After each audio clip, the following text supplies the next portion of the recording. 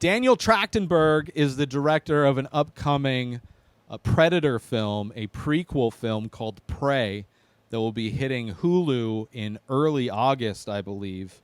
And he did an article here for, what is this, Empire Magazine, and it's talking about his decisions that he made for making this film. He is the director of 10 Cloverfield Lane, which was one of the related films in the Cloverfield universe of films, of monster alien type films. And one of the things that he mentioned is he likes the creative restrictions that he had from working on 10 Cloverfield Lane, the restrictions of the movie taking place in one location. And in this movie, the restrictions are there is very little to no dialogue in the entire film. That most of this story is being told with the actions of the characters. The main character, who he describes as somebody who would have been a sidekick in any other movie, is the lead, and it is a female warrior of a Native American tribe. I forget exactly. He mentioned was it Cherokee or... let's see, does it say what... I'm sure, I know it does say, but... Damn it. I should have looked that up. But they went to Comanche. So it's a female who is becoming a warrior in the Comanche tribe, which is obviously rare. And they used, one of the producers is Native American. They used people to make sure it was authentic, to show respect to the Native Americans, to the Comanche within the movie itself. And apparently, so the way they did it, despite there being very little dialogue, the dialogue was recorded in English. But there will be a dub track that will be in Comanche, which I kind of wish it was the other way. The very little dialogue, they should have had it Comanche with subtitles and then had the English dub available.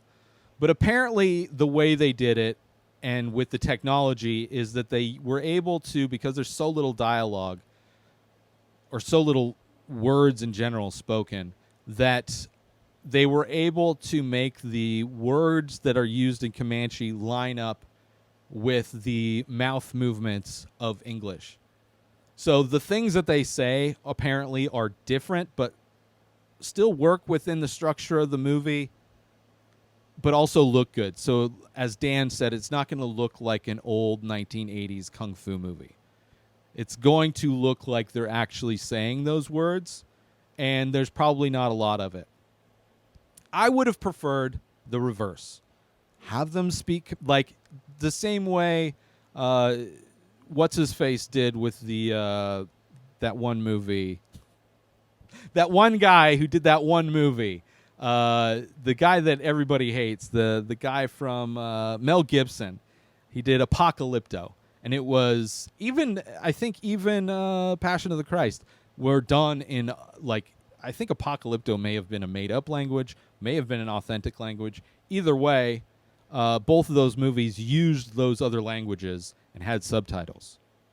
I would have liked this movie. I'm still excited for this movie. I think it's interesting. I think the fact that most of the storytelling is going to be visual, I think is amazing. I also love the idea of restrictions on the creative process.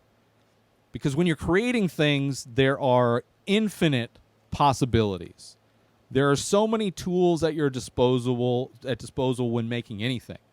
So anytime you can place restrictions on that, it kind of gives you a framework to work within and allows you to focus your creativity on fewer things, which will make those fewer things even better.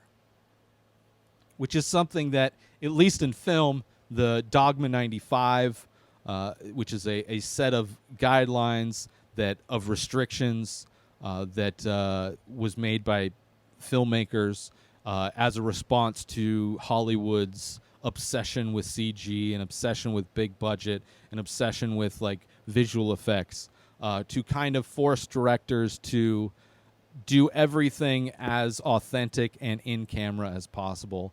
And while doing that, the idea of that is to allow the filmmaker to be creative in all of the other ways that aren't held back by those restrictions.